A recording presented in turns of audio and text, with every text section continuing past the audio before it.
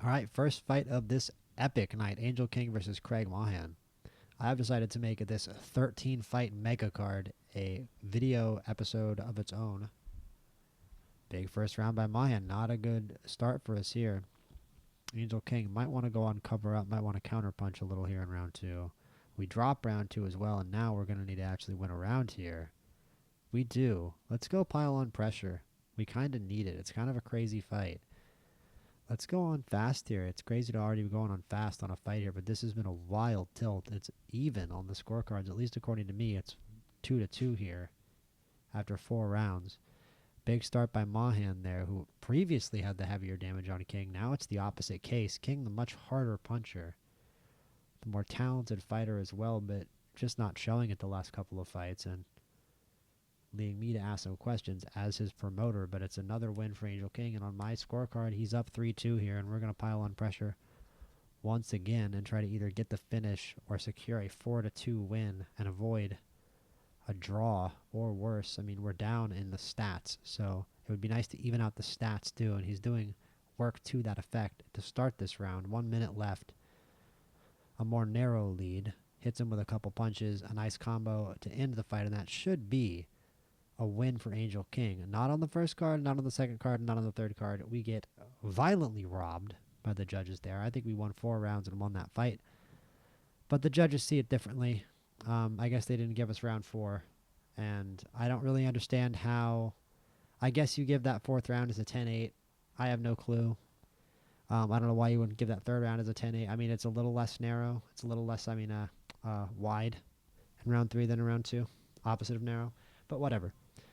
They give it to Craig Mahan. It's another loss for Angel King. I'm not going to count that too much against Angel King. I think Angel King is still a talented fighter. Craig Mahan is also the undefeated fighter, so that might have something to do with why the cards were biased towards him, unfortunately. A 6-round fight against an undefeated fighter. Unfortunately, only in hindsight, I now realize it's a very risky proposition into of itself. We might do good to avoid those in the future because the undefeated fighter tends to get the decision, of course.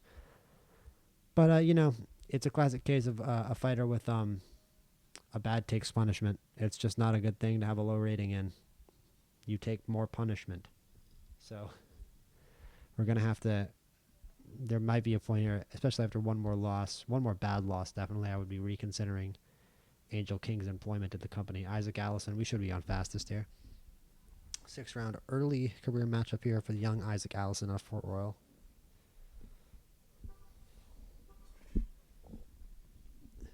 Ziegler takes round 1 here clearly.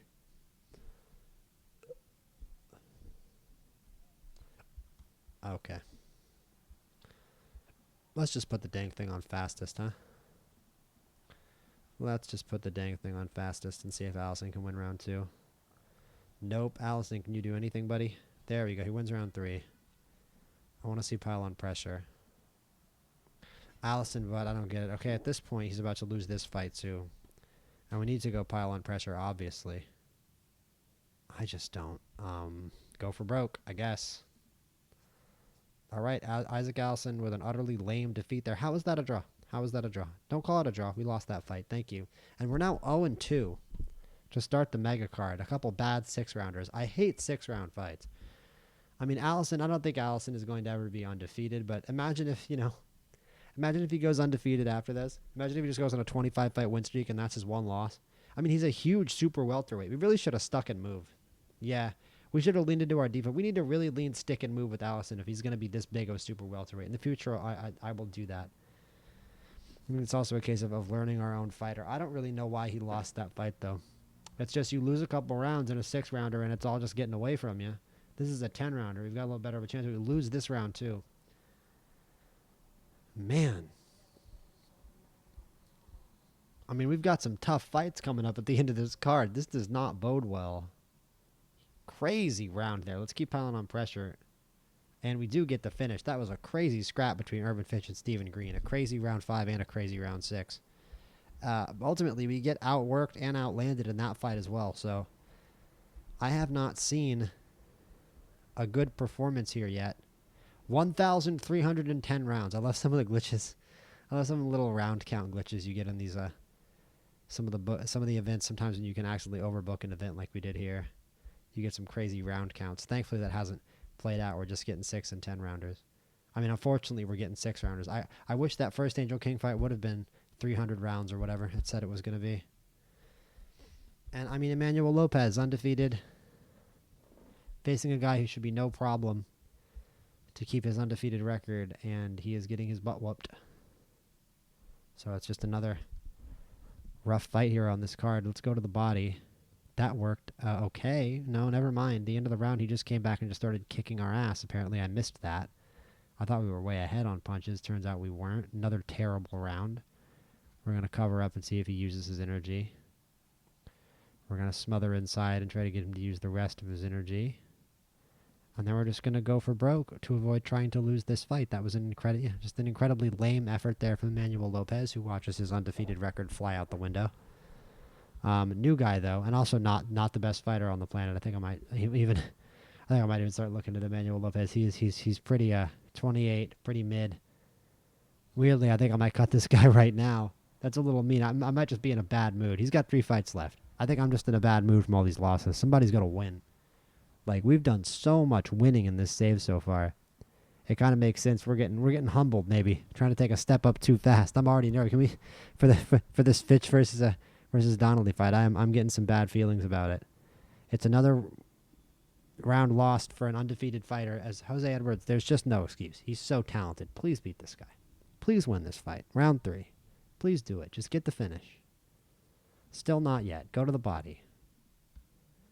He's barely taken any damage. There you go. He gets a knockdown. It's still not over. I want to see that win. Round 6. Finally. We get the knockdown. We get the win. Jose Edwards up to 4-0. All it took was a 3-0 fighter fighting a 16-16 fighter with 3 knockouts. Ramos is going to fight this guy who's 2-5. Can we get some wins? Can I kick back and relax a little bit? Yes, I can. Kareem Ramos is now 3-0. Gabriel McCreary versus Matias Sosa. Battle of the veterans. Crazy I'm calling Gabriel McCreary a veteran, but he is a veteran compared to some of the fighters before on the card. The first true vets we've seen on this card so far. Big round for Sosa, but McCreary apparently does the more damaging work, and it's big damage to the body there from McCreary in round 4. Round 5, he continues to pile on, but he gets knocked down. So we'll go on cover up. He's got 0% energy as we do some good counter-punching work there. And now we're going to pile on pressure.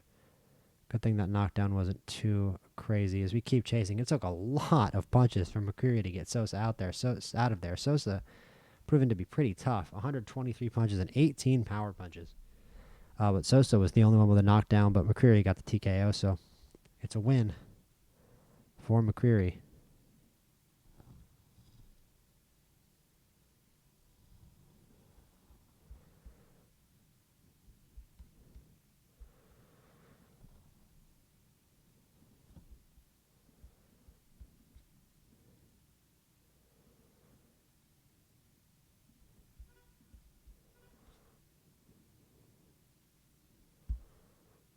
And Frankie Edwards, I don't know what Frankie Edwards is doing right now. He's dropped the last few rounds. I wasn't even going to commentate, but he is just getting brutalized right now. Can we get nice work? All right, we're going to put this on fast because this is kind of a crazy fight. I mean, Frankie Edwards has always been an entertainer, but he's going to have to battle back into this one. Let's go natural style. His natural style is being a psychopath after all.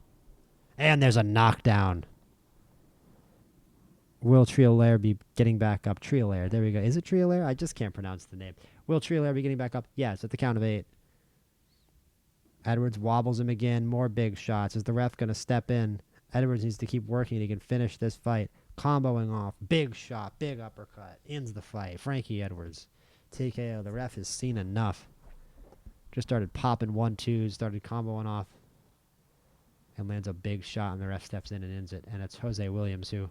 I mean, listen, Buddy Guild's got that 20 punch power and 20 aggression. I think we start on cover up here. Just let him come and try. Let him come and try. Let's see how Jose can counterpunch here. This crazy power punching psycho. Not working so far. Good first round. Damaging first round for Buddy Guild. He played right into his trap. Never mind. There's the knockdown. He has absolutely no defense, no ring IQ, no sense of where he is in space. That's the 10 count. He can't get up either. Jose Williams, all goes completely according to plan. We let Buddy Gill try to bum rush us, and Jose Williams steps back and slaps him across the face, knocks him unconscious. Good win there for Jose Williams. All went according to plan. That was incredibly entertaining. And now we are actually getting to the meat and potatoes of this card. After already a pretty entertaining night, to be honest with you. Already a lot of really entertaining fights have gone down here. Had some heart-aching losses, but some fun wins recently to get us back on track. And now it's going to be Cottrell versus Cantillo, Urban versus Artur Trogianov, Tony Seals versus Badu Cody, and Andy Fitch versus Bill Donnelly. Let's get it on. All right, Cottrell versus Cantillo. Put this thing on fast. Let's go. Heavyweight fight. Cottrell fights tend to be more knockout centric than our other heavyweights. 10-14 at least, and it's big action from Cantillo here, who, as we said, is a respected entity within the division despite his rather piecemeal record. But just a gigantic first round for Cantillo here. We're going to go to the body. I'm just going to force Cottrell to do work here. He's the bigger man. We're just going to say, get inside. Get inside, start chopping that tree down. Cantillo standing 6'7" to Cottrell 6'4". Cottrell with a much shorter reach. He is winning this round. Doing very good work this round. Can't find the space for power shots, but it's not awful work there, but he needs to find something in his natural style here in round 3, and he gets a knockdown on Cantillo. 4, 5, 6, 7. Will he be beating the count? No, sir. Cottrell knocks out Cantillo.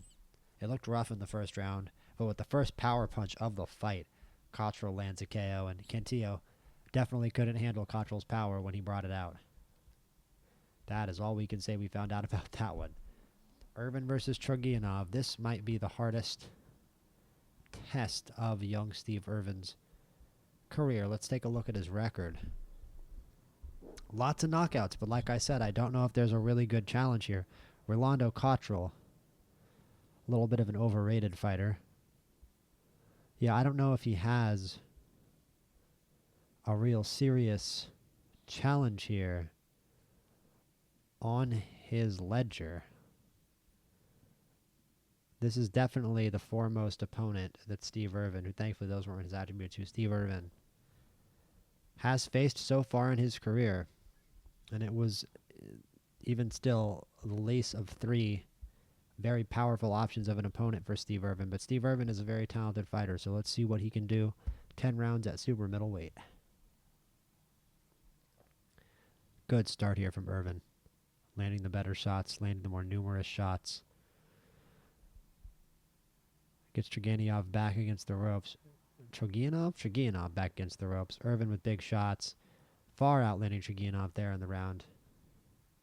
The pronunciation will be inconsistent. Irvin landing heavy shots. Doing the far better work the whole fight so far. Let's see if Trogianov can find any kind of purchase here. Irvin with massive damage. It's like I put it on pile-on pressure. This is what you want when you put it on pile-on pressure, not natural style. He is taking it to the Russian. 30 punches in the second round, 29. And let's just tell Irvin to chase the win. I don't know what Trogianov can do here. He's finding counterpunching space, and there's a knockdown. Uh-oh. The power of Trogianov finding a home. Irvin's in trouble. He's got to stop running after him. I wish we could turn off the pile-on pressure and put it on cover-up. But he's finding some punches in there, but that was not good. More big shots from Trogianov. We're going to put it on cover-up. And then we basically got a forced go to the body round next time because he's got us for energy, and he's still throwing. Still landing big power shots. Now Trogianov chasing the win. This is not good for Irvin here. Irvin needs to start finding some shots. If we can survive this, I'd love to go natural style, but I don't know if we can. We're not going to. Trogianov hunts down Irvin and finishes the fight. And hopefully that isn't... I've been saying this multiple times. Hopefully that's not an omen of things to come. That was a very evenly matched fight. And it could have just been It was absolutely our over-aggression there against a really accurate, good defensive fighter. Also with low aggression. Yeah, pile-on pressure was never a smart move, but all those things also describe Irvin, so it ultimately is what it is. That's a tough loss for Irvin against a very good fighter, but we're probably going to put him back down a level, get him some more wins, and then give him another try at that level of opposition. I don't think he's necessarily proven that he doesn't deserve another chance up at this type of level in this division. He's 14-1-1 with 12 KOs, and that loss wasn't necessarily even his fight.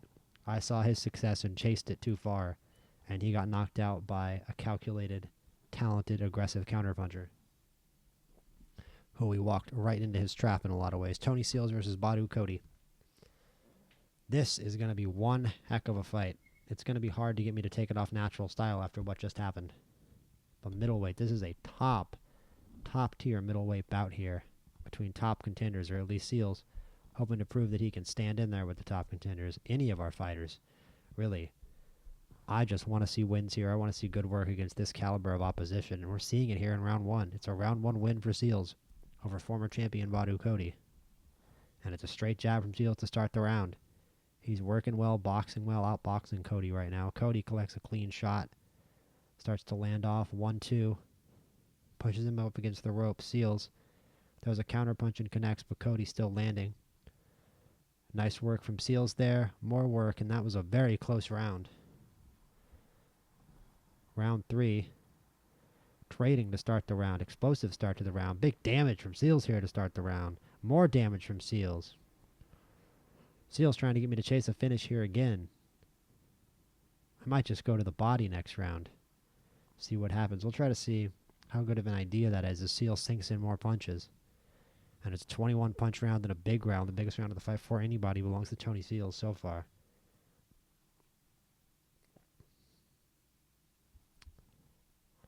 I think we are just going to stay. Nah, I am going to go to the body here. I am going to go to the body. He likes it. Cody likes it immediately. We might have made a mistake getting into his range. He's got good accuracy. It's only one round, but he's landed big shots. These strategy decisions are backfiring on us right now. I'm just going to stick it back to natural style. It'll be a relief. We don't get any good work done there against Cody in that round. That was a very good round for Badu Cody. And Seals needs to box. I don't like this at all. We gave the momentum right to Cody. He's found his range, and he's landing big shots on Seals. Seals needs to find something here. What is happening to Seals? As Badu Cody has taken clean control of this fight. He's still got so much damage on him. I just want Seals to find a little, just to find that little something. Let's think about this for a minute. He's really got good defensive skills. He's not very powerful, but neither are we. We don't have enough of a reach advantage to really jab and move. And he's got us on stamina. Going to the body was a horrible decision last time. Natural style seems to have worked okay. And I kind of want to stick on it for one more round, but we're just losing these last two rounds, and I don't know if natural style is really going to work. Pile on pressure, I think we'd just be walking right into a trap. I'm just going to stay on natural style and hope that Seals can find something, and he can't. Cody is just bombing on him. Cody is just locked in. I feel like at some point we're going to have to cover up here, and I don't like that either.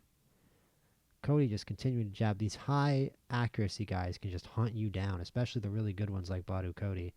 And yeah, I'm gonna have to go cover up here. We're gonna have to try to counterpunch, and it's just more work from Cody. He just comes out start of every round and lands a big combination, and finally Seals with some volume. It took us going on cover up. It's been like 4 rounds since Seal has thrown anything, and Cody just comes right back and takes the lead right from us. It's so frustrating. It's so throw something, garbage. I'm actually angry. I mean, jab, use the ring.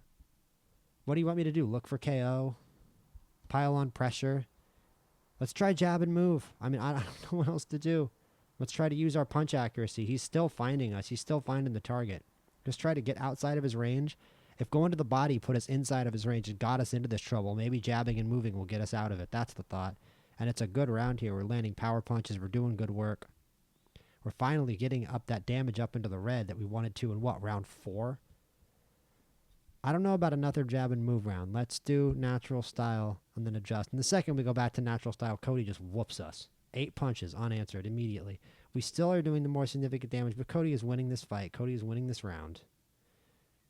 I'm so frustrated, man. The natural style just hasn't worked here in the second half of this fight. Dominant from Cody. And let's do pile on pressure rather than go for broke. We haven't piled on pressure the whole fight. Here in the decisive round 10, I'd give this round to Cody right now, and I fully expect him to win this final round too. As Seals just has not provided volume. He isn't punching. He's got insane aggression and insane punch accuracy, but he isn't throwing punches for this entire fight. And it's a draw on the first scorecard. It's a draw on the second scorecard. It's a win for Cody on the third scorecard, and that means it is a majority draw for Tony Seals. And frankly, I don't think he deserved it. It's been a pretty lackluster card for our fighters. Let's just be honest. After that fight, I'm just going to say it. It's been a lackluster fight, and that was a lackluster fight for Tony Seals. I don't think he did enough to get a draw there. I mean, it says right there he lost it 6 rounds to 4, and he lost it 6 rounds to 4 very clean.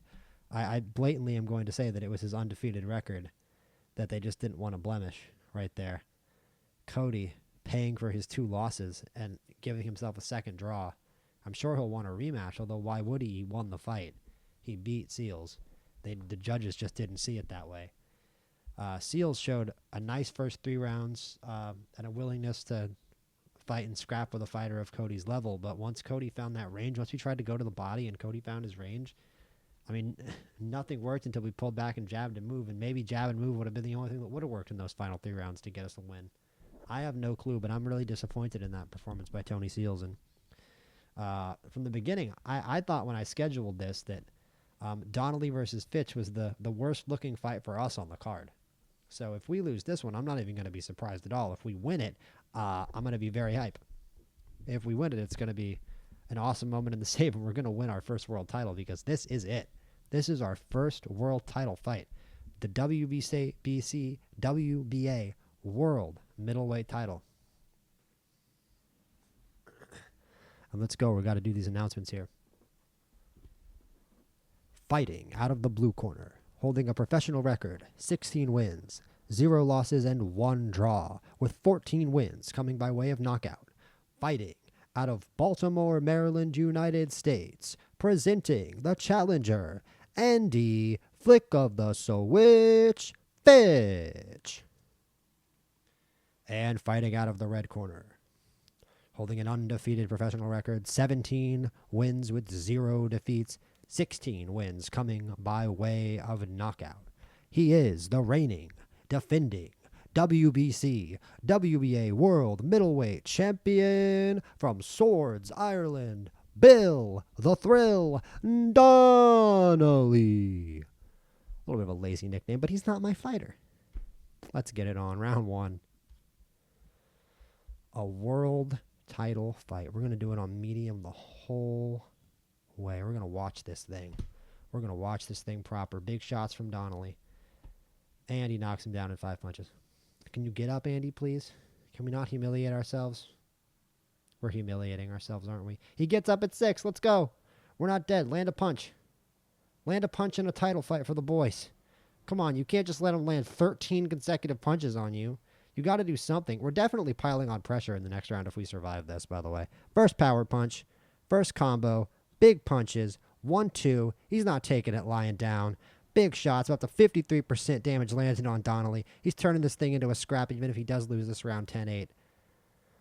Embrace the chaos. We're piling on pressure in round 2. That's what needs to happen.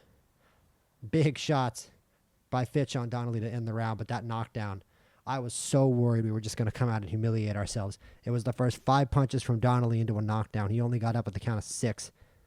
And Andy Fitch is going to have to go out and battle and turn this thing into a fight, and I want him to, as he's going to come out storming here in round 2.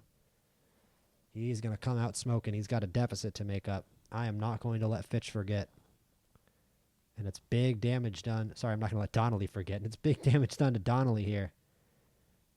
As Fitch continues to land, Donnelly gets back into the round. Donnelly now landing.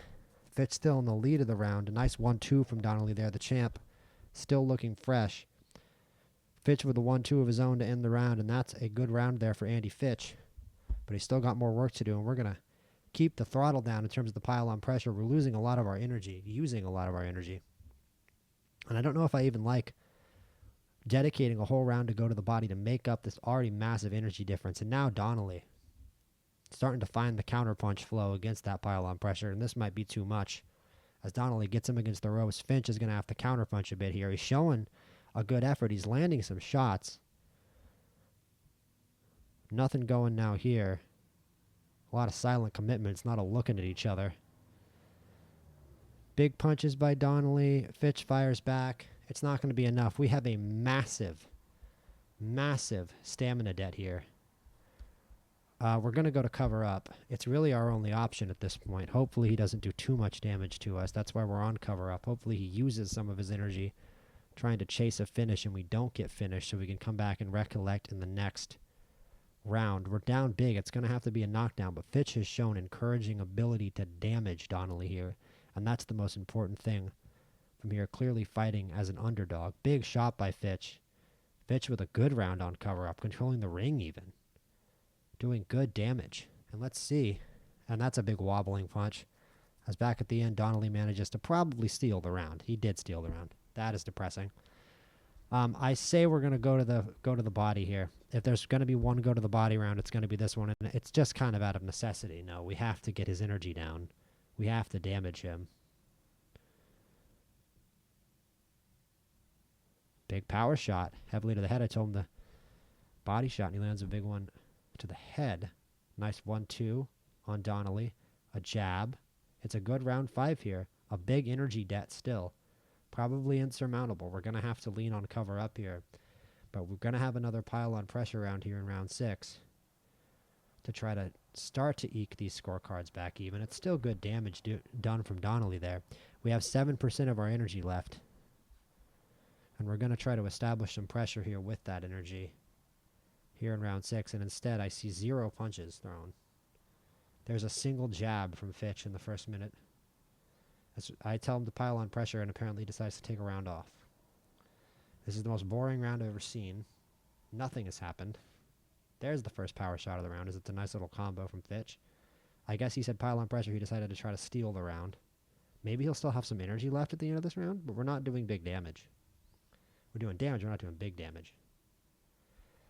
I mean, it's a round win, but we're on utterly empty stamina.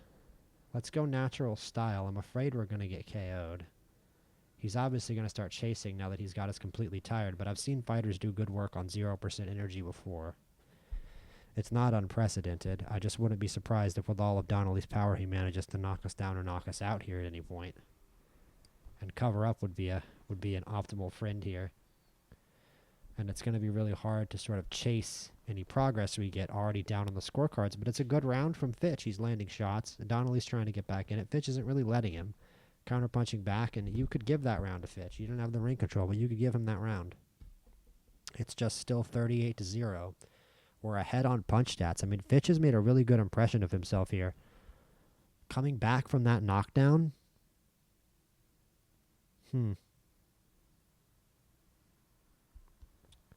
I think maybe let's see smother inside. Yeah, I don't like becoming significantly easier to hit. Plant your feet isn't good either. Go to the body will also get us hit back. I am going to do smother inside. I think it's our best option here. We need to take energy off of Donnelly. We need to lean on him. We're the smaller man. Just get in the clinch. If he hits us with big shots, he hits us with big shots. That's already happened in the fight. 2 punches through from Fitch, who's controlling this round. Finds a way through, yeah, because we're getting up in his face. We're getting right up in his grill. Staying physical, trying to lean on him, trying to take his energy away, sap his energy. But Donnelly isn't using much of his energy. I think he probably knows he's ahead on the scorecards. And there's another knockdown. We're at 0%. Will Fitch get up? But, I mean, that's pretty much the death knell for any chance of us winning on the cards, even if we do get up. Fitch does get up at the count of 7. He isn't too heavily damaged, actually. Donnelly's still the more damaged fighter. Donnelly's still doing good work, though, on landing, and he definitely won that round. And how much energy? He's still on 30% energy, man. So we go to smother inside, and we get knocked down. We're going to definitely go on cover up for this round. We're probably going to be on cover up for at least 2 of these last rounds. The second that he's at 0% energy, we're going to have to go pile on pressure. And to be honest, if he's down under 10%, I'm probably just going to go for broke, even though we're on nothing, because we're desperate. We're down. We're down by an extreme amount on the scorecards, even though the punch stats are even. Those knockdowns make a huge difference in scoring. And now Donnelly is trying to hunt the finish here. We've still got a little bit of energy left. Donnelly used a lot of energy in that round. Let's see how much. Still has 24. He's got so much stamina. He's got so much stamina. Let's. We were already on cover up. That's not encouraging. So let's just do natural style. He's going to have a chance to end this fight in this round. And there doesn't really seem to be much we could do about it. Smother inside got us knocked down last time. I don't want that to happen again. I really need to see volume from Fitch, and I kind of doubt that's going to happen because he's been on dead energy for like 4 rounds now. Donnelly needs to realize that if he just starts throwing, this fight could probably be over. But he doesn't seem to be realizing that. He's winning the round, though. Fitch has absolutely nothing to say back to Donnelly. He's just too tired at this point.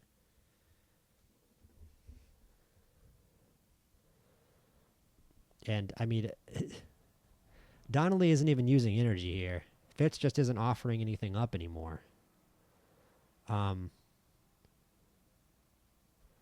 So I would say, I mean, look for KO. Is probably not smart because Donnelly also has big power. But we've only got 2 rounds here to try to finish this thing. And that has to be my main concern. I mean, we could do cover up. That's more likely to keep us in the fight. But the lower this energy percentage for Donnelly goes, the more likely he is to, hit us with that big burst. You know what? Let's just do cover up. I feel like I'm just kind of cornered. If we do knockout, I feel like we're going to get knocked out, although they were trying to avoid that anyway. Here comes the pressure, but Fitch counterpunching a little bit. He's not going to be able to counterpunch with enough volume to win the round, though, if Donnelly's the aggressor, and he is. As Donnelly has just fought a very clean fight here. He's fought a very clean title defense. And he really can't be unhappy with himself. But Fitch is managing to stay in it. And it'll at the very least be encouraging if we get through a full 12-round championship fight. I'm going to go for broke, though, because I want to win. And we're probably going to get KO'd. But you know what? We tried. We can't say we didn't try. And yeah, here comes Donnelly landing big on Fitch. He lands a couple punches, but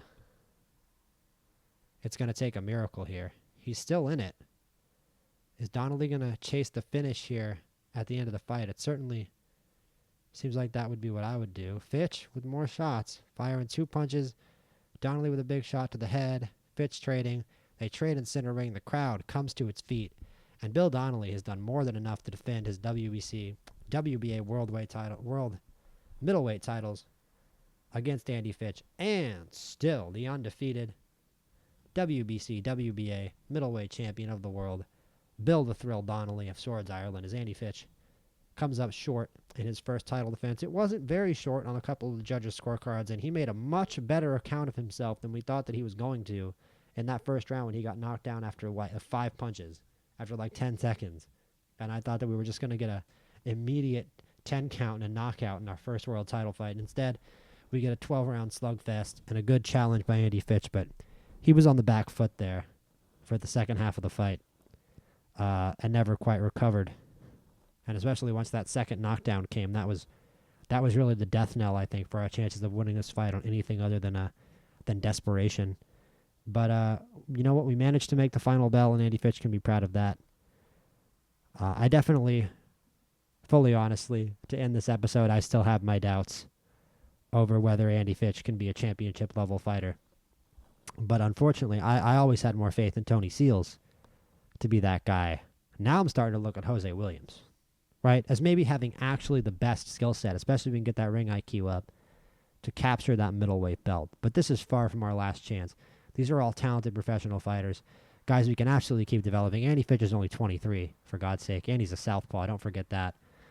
So I think there's still a promising future for both Seals and Fitch. You just got to get used to this level, and there are levels to this game, and this game reflects that, and that's why it's an awesome game. And look at all the money we made from that. I think we made $7 million from that event. So There was an awesome success in that way, but a lot of our fighters got humbled, and we don't exactly have a lot of undefeated guys left in the promotion at this point, which is always a fun part of this game, having an undefeated fighter. Tony Seals kept his undefeated record, but really showed me no sign that that's going to stay a thing if he fights at the championship level for a long time. That was not an impressive performance against Badu Cody, and I do not feel that he won the fight. I don't even necessarily know if I would like it again, but Tony Seals has an awesome track record as well. He's fought some great fighters. So we'll see. I would say that for now, Tony Seals is probably my greatest hope at a title one day, but I also don't feel after that Cody performance that he's ready to fight for a title, even if he gets a chance to. I don't think he would beat Donnelly, rather, at all. His name isn't Sullivan, Donnelly. I don't think he'd beat Donnelly. I don't think he'd beat Usainov. I definitely don't think he'd beat Usainov. And that's ultimately the thing here with the middleweight division. Not to slow your guys' roll, but Randy Dale, also a pretty good fighter, also from New York. So we still have some good middleweights, but Usainov is the guy standing in the way, ultimately. These two middleweight champions, these two undefeated middleweight champions are standing in our way of holding the middleweight strap. So, we've still got Anthony Rios, and ultimately, actually, I think the best shot here we have for a title still is Fred Morales. I think Fred Morales really is still our best fighter at this time, at least in terms of a chance for a real undisputed champion one day. I know it's not the start of the episode, but it's the start of this recording session for me, and I put off recording a bunch today. We were going to record a really cool fight for Anthony Rios here. I don't think it was Miguel Diaz. He's really high ranked, but it wasn't him. I was going to schedule this against Roberto Garcia. It was this guy, Gabor Cizani. I'm sure that is not how you pronounce it. Chenny? Maybe, I have no idea. We're going to call him Gabor. Gabor v. Rios. And it said only 500 ticket sales, but I'm going to push it a little bit. We're going to book this at a 7,000 seater and see what happens. The Talking Stick Resort Arena. Wow, it's not even going to let us book in that big of a venue. No, we can go up to 2,700, but not high prestige 2,700 venues. Tupelo, honey. Atlantic Mobile. The Butte Civic Center, of course. Let's just do it. Is this 5,000? Yeah, that's good. 5,000 is good. All right. I don't think this is going to be a pay-per-view under any circumstances. $52 tickets. Hopefully it sells. Hopefully some people show up. Hopefully somebody shows up. Jarrett Harris. Jarrett Harris is a fun boxing name. Region. Bruno Obando. Those are both good names. Irvin versus Obando. The Bando. Cottrell versus... This guy's got 41 wins. 41-12. He's not that good either. He's the South American champ. Ricardo Cottrell taking it old school. Like how Muhammad Ali used to do, fighting all the continental champions. It would be a lot cooler if it was still that way. I mean, being a continental champion is still cool, but it's nothing like it used to be. It doesn't mean anything near what it used to. Ricardo Cottrell versus Dustin Cottrell. I mean, that writes itself. The Battle of the Brothers. The Battle of the Brothers. That might have to be the title of the episode. Ricardo versus Dustin. Jose Williams versus Randy Dale would be a great fight, but we're not going to book that. Randy Dale is criminally underrated right now. He needs a win. Doesn't need a challenge. He needs to win more, and so does Jose Williams if he's this underrated. 55th is crazy for Jose Williams. The sleeping on Jose Williams is absolutely criminal. The fact that that man is not ranked is absolutely ridiculous.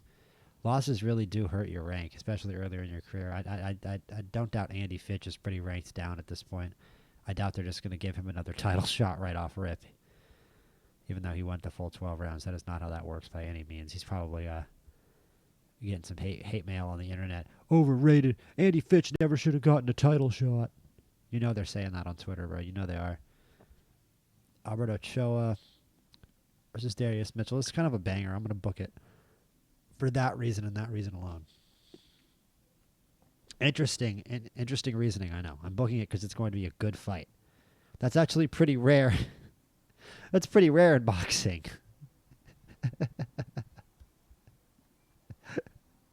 That's one of One of the only times you'll ever hear that come out of the mouth of a boxing promoter. You know what? We're gonna book that because that's a good fight. We're gonna book it because people, because it's actually gonna be a good fight. Most of the time, it's just that's a sidebar to making money. That is most of the time a sidebar to making money. Styles make fights, but especially in modern boxing, styles don't sell fights. Stars sell fights. Stars have always sold fights. That's true in the UFC too. But the UFC has I don't know. I don't even want to say a more appealing product. It's just more popular. That can change. Boxing just needs to get a little more structure, I think, to have a comeback. I have no idea how many fights are actually on this card right now. We've booked 6 fights. Okay. Is there anybody else we want to put on this card? No, I think we can make... Is this 6 right here? Yeah, so we can do 6 and 6. That's perfect. And I think we can book a... That means we can book Fred Morales into a main event here. And there's no title fights this week. This Adam Lovett fight is, I believe, in... Oh, it's in 2 weeks. I want to see James Ray and Ramaswamy fight each other desperately.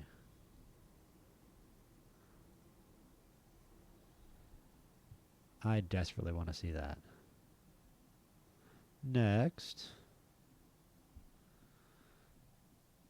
Having so much fun in Boxing Manager. Having fun watching the first video climb up in views too. I hope people see the first video and come to the newer videos where the sound quality is a little higher. But the sound quality is something I'm always working on.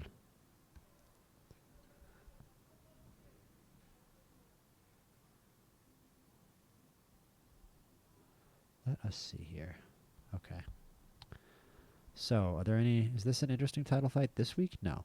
Maybe I could watch that. I think we've watched Rodrigo Lemos fights before. Let's do great main event here.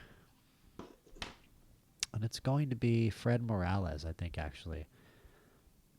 Max Rice is actually the highest ranked, but I don't know about booking him in a main event. I don't think he has that many fans.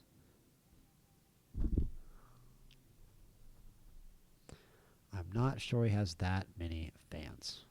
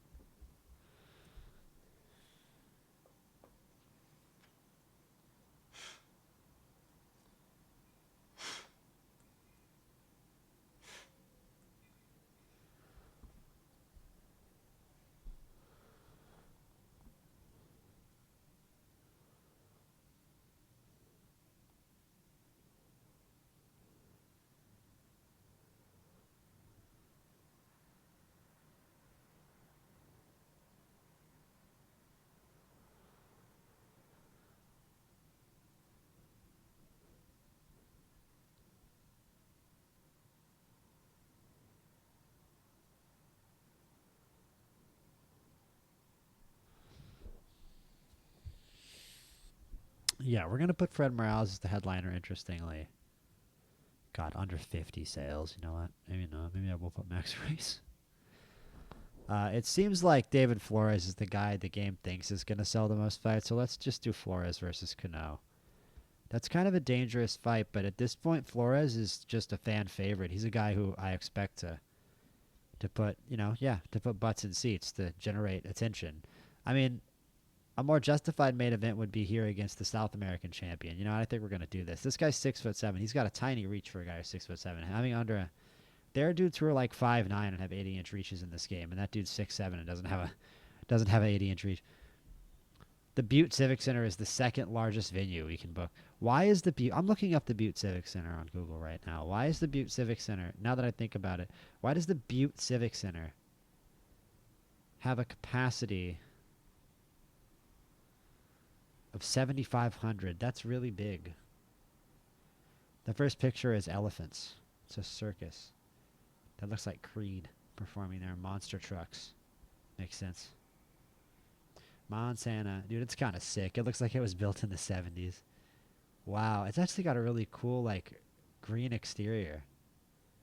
It's very like mid-century. Yeah, it's a really big venue.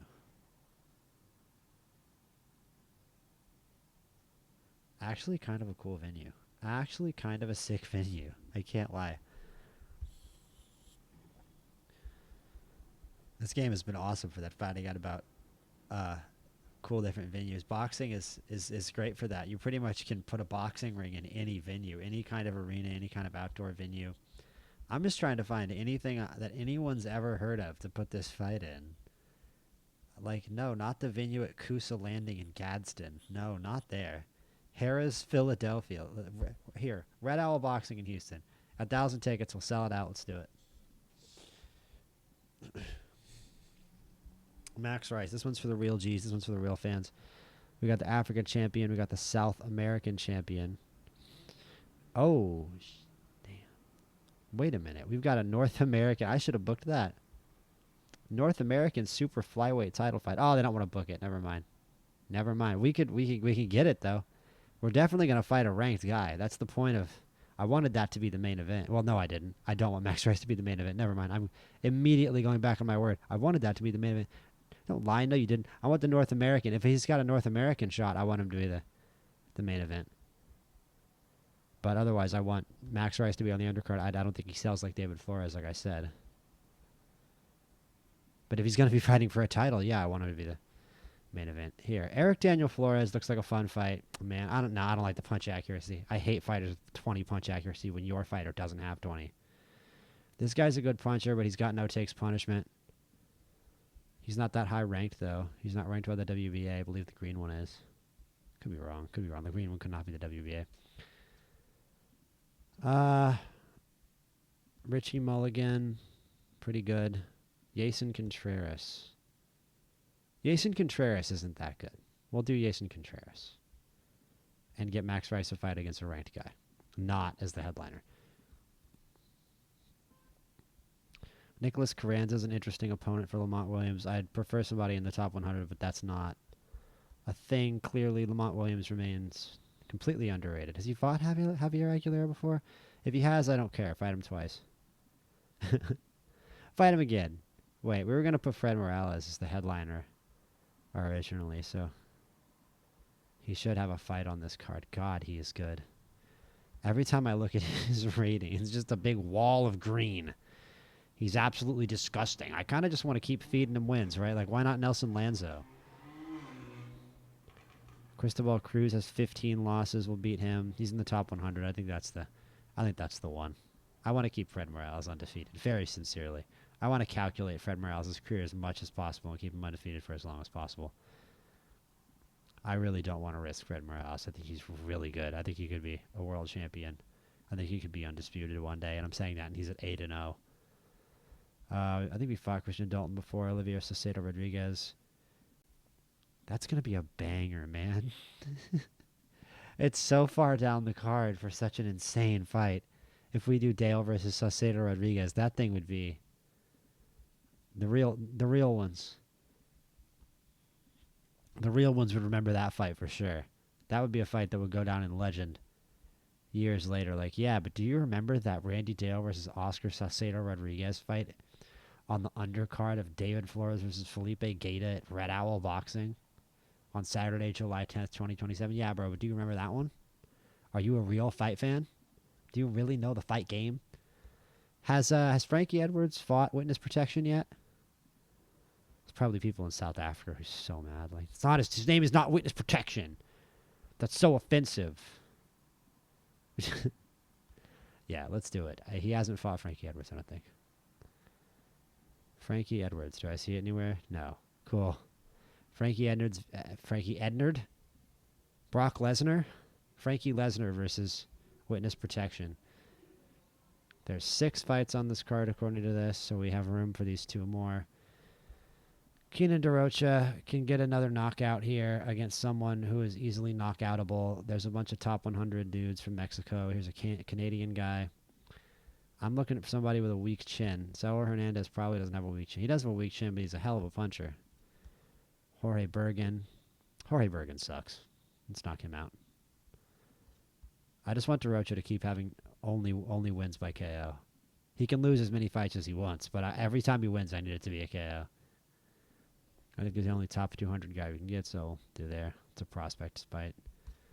And let's go sim. Back to simulating. Simulating through time. Advancing the world. Next. Michael Carl versus Good Luck. Getting me to pronounce that. He's got crazy punching accuracy, crazy stamina. This guy's kind of cool. This is kind of a cool fighter. Current Asian welterweight champion. We may have looked at this guy before. Long reach for a welterweight. 82-inch reach. Huge ring IQ. Very, very intelligent fighter. I mean, his intelligence is only a 12, but huge ring IQ. Very dedicated. Which you can't teach. Stamina, conditioning. And just super accurate. I mean, punch accuracy is easily the most broken thing in this game. Tons of KOs. He's a counter puncher. Oh, he beat Dowd. Wow. Wow, he beat Dowd by a very wide decision in a non-title fight. So, yeah, he earned a title shot, I would say. Elias Thomas is a very talented fighter from South Africa. Let's take a look at that fight real quick. Where was it? Did I miss it? Was it this one? Douchfire versus Thomas? Man, that's going to be a banger, too. That's going to be a crazy fight, too. Are there any title fights this week? Is this fight now? Yeah. Wilmer Merchant might be about to take it back to Caracas. I can't lie. World Bantamweight title on the line. Let's get it on. Thank God we put it back to fastest. Round 1 to Lemos. Round 2 to Merchant. Round 3 to Lemos. Round 4 to Merchant. Back and forth. Merchant was winning that round until Lemos scored a big knockdown. And this is a crazy even fight through 5. I mean, that was a pick'em round except for that knockdown. He got up at the count of 9. This thing was almost over. As Merchant might be in a little trouble here. But he's the fighter with more energy. He's just obviously a slightly higher TKO percentage. But he took more damage in that round too. As Lemos has won 3 straight rounds now, and Merchant is going to have to find a way back into this fight. That's not happened yet. Good start to the round there. He manages to get Lemos' energy down, but Lemos is still... Lemos was still the less damaged fighter, so he took this 10th round as well in a big way. 23 punches. Merchant has a bunch of cuts on his face. Merchant has a bunch of cuts on his face. 2 under his left eye. And he's been knocked down, so he's a damaged fighter. And it's an even round 11 there. Round 12 is won by Merchant, but that's not going to make the fight any closer. It's a blowout win for Rodrigo Lemos. It wasn't as bad of a performance by Merchant as the scorecards might say, but he's going to have to go back to camp and think things back through after that one. That was a dominant performance there by Rodrigo Lemos, especially on the scorecards. But he definitely damaged Merchant plenty. Merchant was not a perfectly healthy fighter at the end of that one. As Adam Lovett and Clarence Martin are about to get it on for every light heavyweight title that has ever been conceived of. Clarence Martin is a massive 6'6", a 7-inch height advantage for Clarence Martin over Adam Lovett. Is it Shiloh Ware? Clarence Martin. Let's see. Adam Lovett, Clarence Martin. Shiloh, Illinois. Okay, so he's American. So it's America versus Australia. Almost hit that red button. We need to come in here and hit the green button.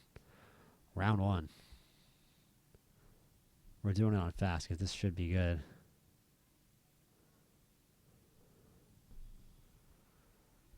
Good first round from Lovett. Martin. Shouldn't be as hard for him to find his distance, and he's showing off those long arms. In round 1, landed punches on Lovett, winning the round. Lovett coming back to start the second round. Lovett landing more big shots. Nothing doing from Martin here in the second. So they trade the first 2 rounds. This tends to happen in these big title fights. Martin, again, showing off the range, showing off the length. Lovett, obviously having to dive inside on the larger fighter here. And it's just a lot of good work from Martin. He's got so much power in addition to his size. There's a reason I imagine a lot of people have been picking him as a light heavyweight champion and a top light heavyweight contender and prospect for a long time.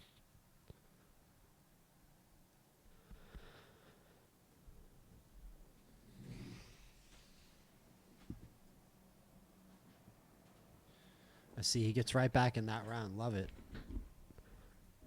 Had a good start to the round there. Then the supporters of the champion were probably pretty happy to see him landing and doing good work there. But Martin, he's just had the range on Lovett for the entire fight. He's clearly more able to land on Lovett than Lovett is to land back. Lovett finding some success with jabs. Lovett also has not landed many power shots. There's one. He took that round, but he took damage in the process. Martin is also very able to damage Lovett. I don't like where Adam Lovett is at in this fight, in case you can't tell. I'm not super in love with his chances right now.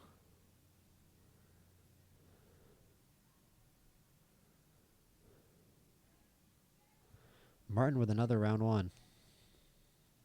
It's just really impressive work from Martin.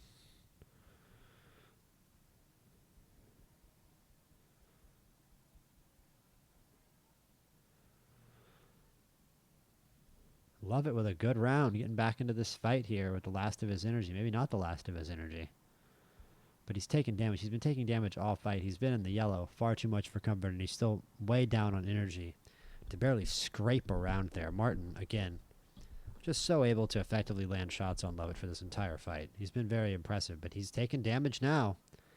Lovett. Seemed like an Usyk versus Fury situation, the larger fighter landing shots on the outside, but leaving himself vulnerable. You need to continue to do that hard work and land those big punches, and he's not doing that. And here comes a couple.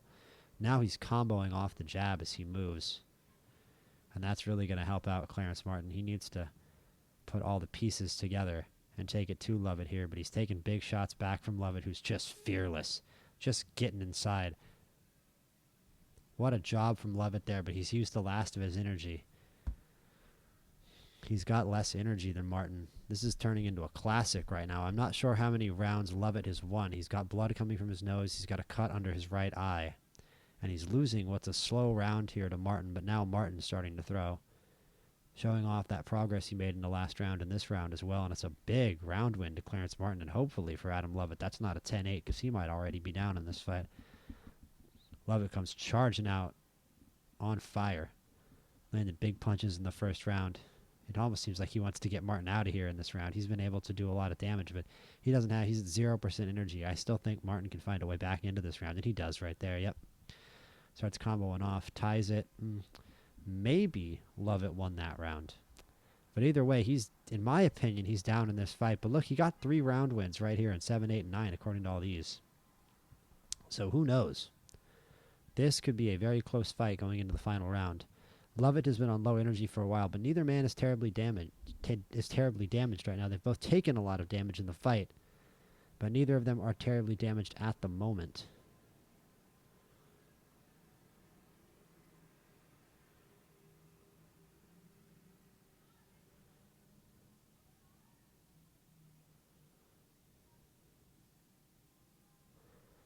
And it's a split decision win for Adam Lovett. Wow, I don't know if I agree with that. Let's look at that last round. It was a draw of a round.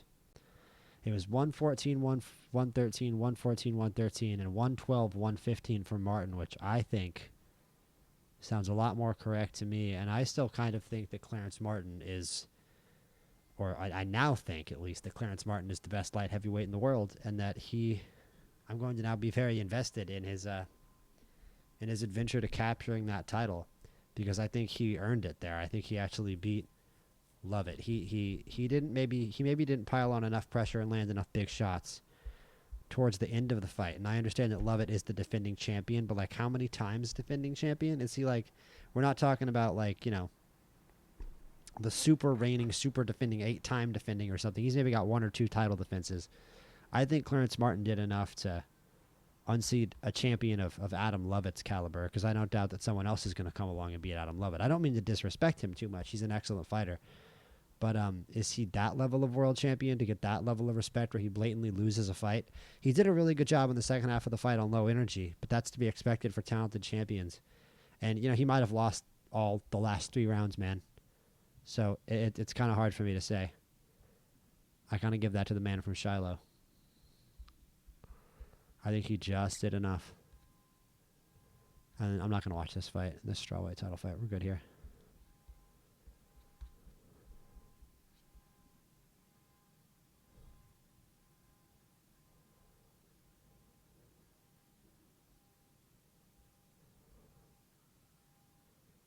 And let's look at where's Fitch in the rankings. Fitch is okay.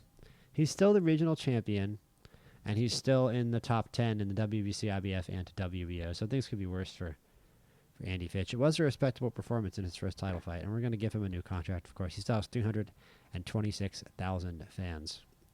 And we should still be able to schedule perfectly entertaining and challenging fights for Andy Fitch. The Andy Fitch story is a long way from over.